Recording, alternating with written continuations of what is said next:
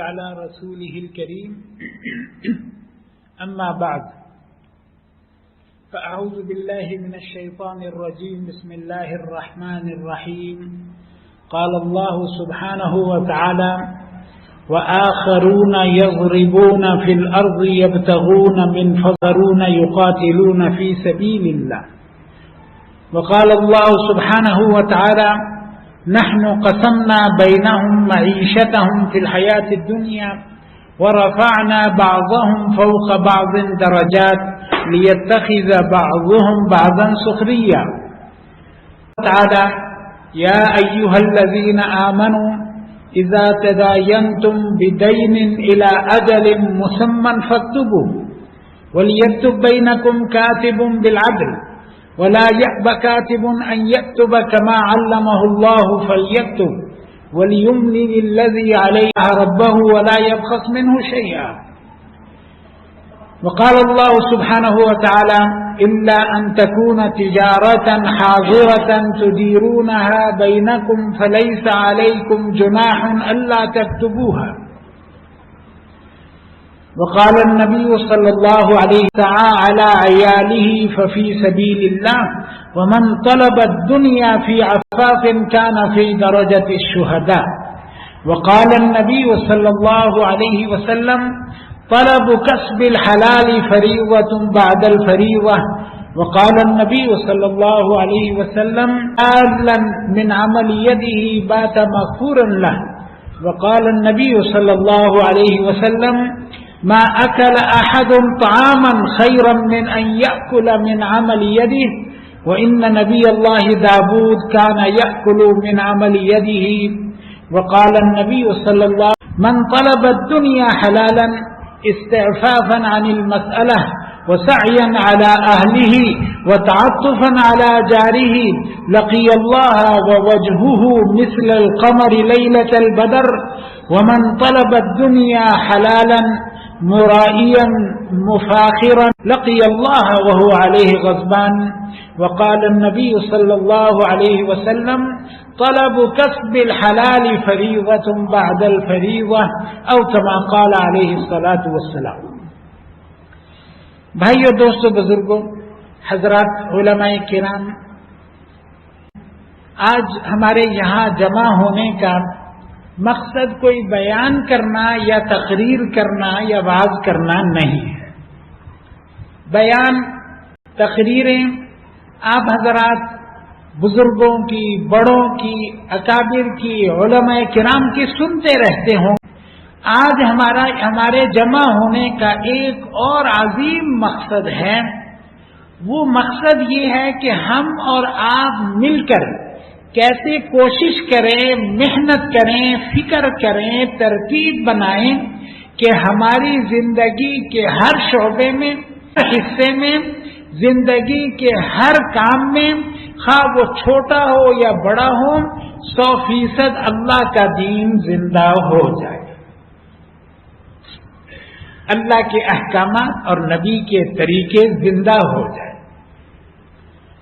اللہ تعالیٰ نے عجیب دولت دی ہے. جب مسلمان کسی بات کی فکر کرتا ہے، اس کے لیے عزم کرتا ہے، اس کے لیے ارادہ کرتا ہے اور اس کی فکر کرتا ہے، تو ایسے مسلمان کی فکر کو اللہ وجود عطا کرتا ہے. آج ہم یہاں بیٹھ کر ایک عزم کر کے میں نے کوئی کام اپنی زندگی کا اپنے نبی کے طریقے سے ہٹ کر نہیں کرنا. نبی کے طریقے سیکھنے ہیں اور علماء سے جڑنا ہے اور ان سے سیکھ کر ان طریقوں پر عمل کر کے اپنی زندگی سن بنا لینا ہے. اپنے ہر کام کو نبی کے طریقے پر کر سنت کو زندہ کرنے کا اجر و ثواب حاصل کرنا ہے اور ہر کام کے اندر اللہ کے حکموں کو زندہ کر کے علماء سے سیکھ کر ہر کام کو اللہ کے حکم کے خلاف نہیں، اللہ کے احکامات کو زندہ کر کے اللہ کو راضی کرنے والا ہم نے بن جانا ہے. اس بارے میں چند گزارشات انشاءاللہ آپ کی خدمت میں عرض کرنی ہے اور جو آپ کے کام آئیں گی، آپ کو فائدہ ہوگا اور بڑی آسانی کے ساتھ ہم دین سیکھ کر عمل کرنے والے بن سکیں گے اور بن جائیں، بلکہ ایک آدھ نہیں، ہزاروں سنتیں، لاکھوں سنتیں، کروڑوں سنتیں آپ زندہ کر سکتے۔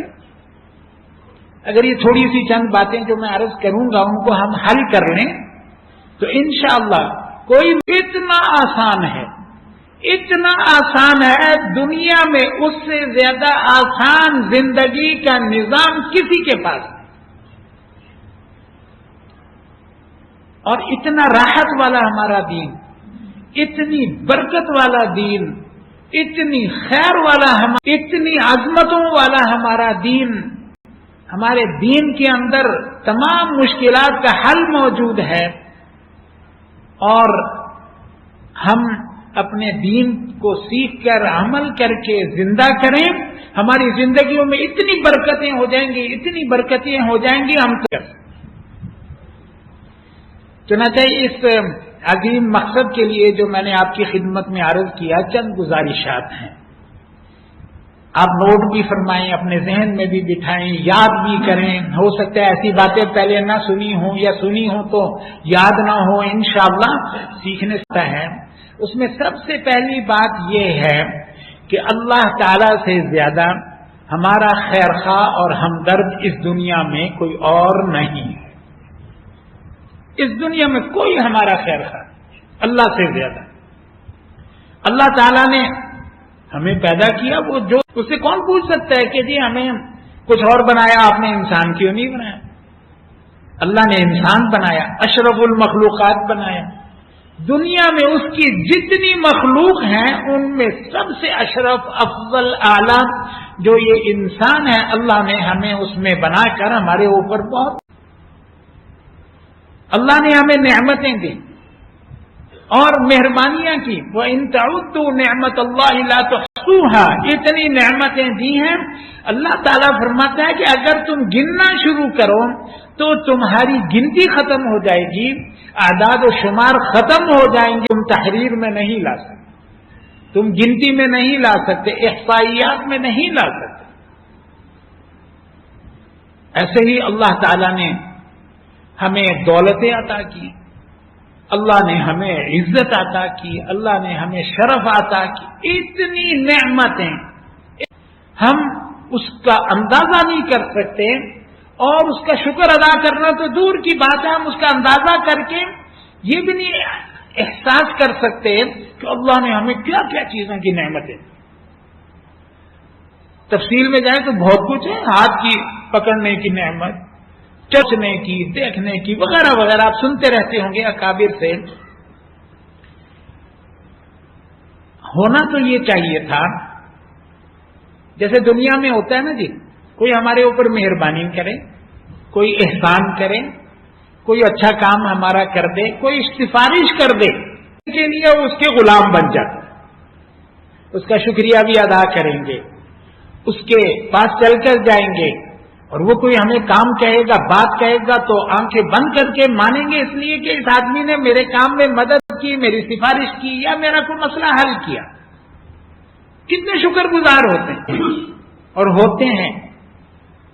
اور اللہ تعالیٰ جس نے ہمیں اتنی نعمتیں دیں، اتنی دولتیں دیں، اتنے احسانات کیے، اس ذات کا ہمیں کتنا شکر گزار ہونا چاہیے، آپ خود اندازہ کر سکتے ہیں۔ لیکن آج ہمارا کیا حال ہے؟ ہم کہتے ہیں جی کہ گھر میں ہماری محسن ہے، ہم اس کی بات مانتے ہیں، ہم اس کے احسان مند ہوتے ہیں، شکر گزار ہوتے ہیں۔ ایک انسان ماں جو ہمارے اوپر احسانات کرتی ہے اس کے ہم شکر گزار ہوتے ہیں، تو اللہ جو 70 ماؤں سے زیادہ محبت کرتا ہے اس کا ہم کتنے قدردان ہوں، کتنے شکر گزار ہوں، اور کتنی اس کی جو ہے نا جی ہم جو ہے وہ اس کے احکامات کو مانیں، اور اس کے بھیجے ہوئے نبی کی تمام تعلیمات کو ہمیں مانیں اور ہم قدردانی کریں اللہ تعالیٰ کی۔ ہوتا ہے اللہ کے حکم بھی ٹوٹ رہے ہوتے ہیں، نبی کے طریقے بھی چھوٹ رہے۔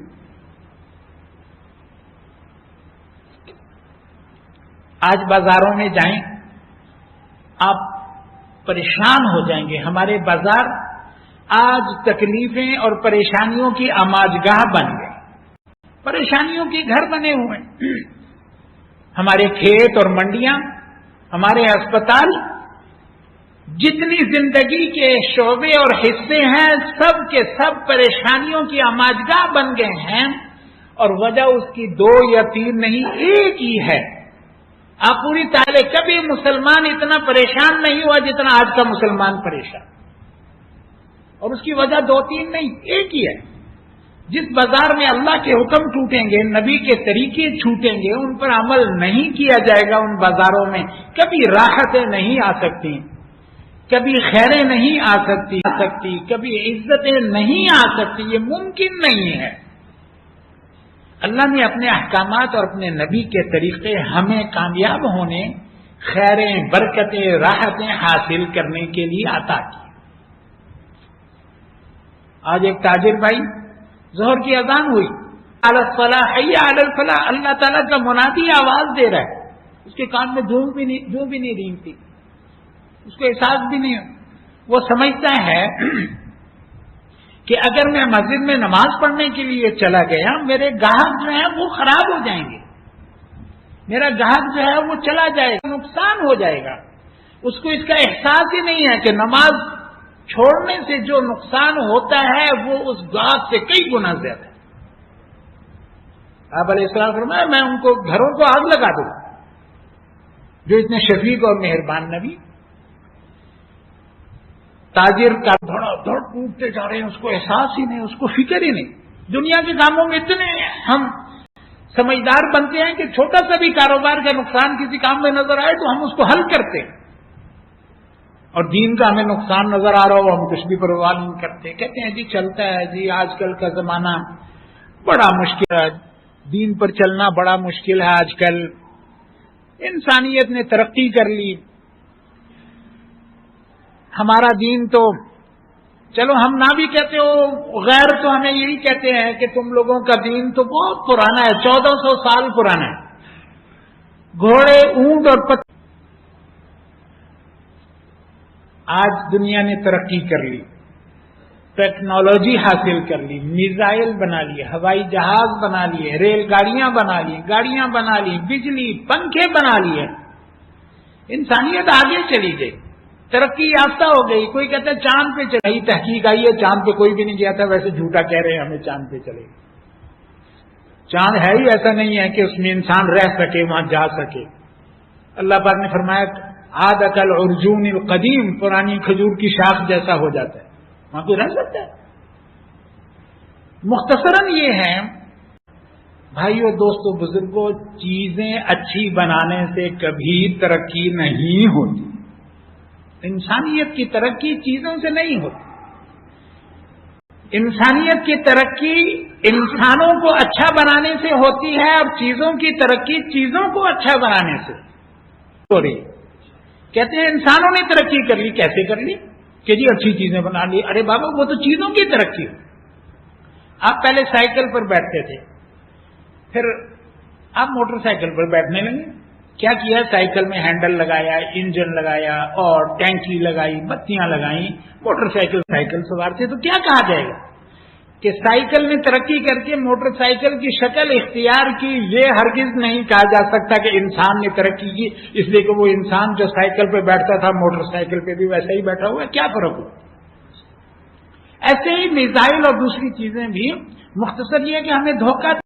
دوسری بات یہ ہے کہ جس اللہ تعالی نے ہمیں دین دیا ہے، اس اللہ تعالی کی دین آسمانوں سے اترا ہوا ہے، ہمارا کسی انسان کا بنایا ہوا نہیں. لہذا دنیا میں کوئی بھی انسان اللہ تعالیٰ سے آگے نہیں نکل سکتا، نہیں نکل سکتا. اور کون ہوگا جو نکل جائے گا؟ کیونکہ اللہ تعالیٰ نے انسان کو پیدا کیا، اس کے لیے زندگی گزارنے کا نظام بھی آسمانوں سے آتا ہے. اللہ تعالیٰ کی ایک صفت ہے عالم الغیب، علام الغیوب، غیب کی ساری چیزوں کو جاننے والی ہمیشہ رہے گا. ایک یہ صفت ہے. اب جو ہمیشہ سے ہے، ہمیشہ تک ہے، یا عالم الغیب ہے، غیب کی تمام صورتوں کا اس کو علم ہے. کیا اس کو نہیں پتا تھا کہ 1400 سال کے بعد کچھ مسلمان آئیں گے جو ریل گاڑی، ہوائی جہاز، میزائل بنا لیں گے؟ اس نے جو دیا ہے کیا وہ آج کل کے زمانے کے لیے کارآمد نہیں ہے؟ پھر اللہ تعالیٰ قرآن کریم میں فرماتا ہے وَيَخْلُقُ مَا لَا تَعْلَمُونَ، ایسی ایسی سواریاں پیدا کرے گا جن کا تمہیں علم بھی نہیں ہے، تم جانتے بھی نہیں. ہمارے بعد اور لوگ آئیں اور کوئی چیز بنا لیں، آسمانوں میں کمندیں ڈال کر وہاں رہنے لگیں. اللہ کو ان کا بھی علم ہے. قیامت تک آنے والے جتنے انسان ہیں جو کام کریں گے، جو چیزیں بنائیں گے، جیسی بنائیں گے، جیسے رہیں گے، ان سب کا علم اللہ تعالیٰ کو ہے. ایسا دین دیا ہے ہمارے نبی صلی اللہ علیہ وسلم کے ذریعے سے جو قیامت تک آنے والے انسانوں کی کامیابی کی ضمانت اور گارنٹی اپنے اندر رکھتا ہے. اور اللہ نے یہ بھی اعلان کر دیا کہ الیوم اکملت لکم دینکم، میں نے تمہارے لیے تمہارا ہمارے دین میں زندگی کے ہر کام کو کرنے کا طریقہ بتایا گیا ہے. کوئی کام ایسا نہیں جس کے کرنے کی مسلمان کو ضرورت ہو، اس کا طریقہ اللہ اور اللہ کے رسول نے ہمیں نہ سکھایا. پھر وہ طریقے دنیا کے سب سے طریقے ہیں، ان سے بہتر طریقے دنیا میں کسی کے پاس نہیں ہے، کیونکہ دنیا میں جتنی قومیں اور لوگ ہیں اور آئے اور آئیں گے اور جو موجود ہیں ان کے پاس وہ طریقے ہیں جو انسانی عقل نے بنائے ہیں، اور ہمارے اور آپ کے پاس وہ طریقے ہیں جو آسمانوں سے اتارے ہیں. ہمارے نبی کریم صلی اللہ علیہ وسلم کبھی اپنی کوئی بات وما ينطق عن الهوى اپنی مرضی خواہش سے نہیں کرتے، اللہ کی وحی ہوتی. اگر کوئی بات ایسی بتانی ہو تو بتا دیتے تھے، اس میں تم اپنی مرضی کر سکتے. اسی طرح سے کسی نبی پر اللہ نے 4 دفعہ وحی اتاری، کسی نبی پر 16 دفعہ اتاری، کسی نبی پر 40 دفعہ وحی اتاری. ہمارے نبی کریم صلی اللہ علیہ وسلم پر اللہ تعالی نے 24,000 دفعہ وحی اتاری. کتنی وحی، کتنا علم ہوگا. وہ سارے علوم جو پہلی قوموں کو، پہلے انبیاء کو عطا کیے اللہ نے، وہ بھی ہمارے نبی علیہ السلام کو سکھائے، اور وہ سارے علوم بھی سکھائے جو پہلے نبیوں کو نہیں سکھائے تھے. اور اس کے بعد اعلان کر دیا الیوم اکملت لکم، تمہارا دین تمہارے لیے مکمل کر دیا. واتممت علیکم نعمتی، میں نے اپنی نعمت تمہارے لیے پوری کر دی. ورضیت لکم الاسلام دینا، اسلام کو بطور دین کے میں نے پسند کر کہ اس کے علاوہ اب کسی اور نظام زندگی میں تمہاری کامیابی صرف دین کے میں. تو 4 باتیں بڑی اہم آپ نوٹ فرمائیں. ہمارا دین کامل اور مکمل ہے. ہمارا دین آسمان سے اترا ہوا ہے، کسی انسان کا بنایا ہوا نہیں. ہمارا دین قیامت تک آنے والے انسانوں کی کامیابی کی ضمانت اور ہمارے دین سے زیادہ آسان نظام زندگی دنیا میں کسی کے پاس. یہ 4 باتیں نوٹ کریں اور اس کی دعوت چلائیں. لیکن ہوا کیا ہمارے ساتھ؟ کبھی مسلمان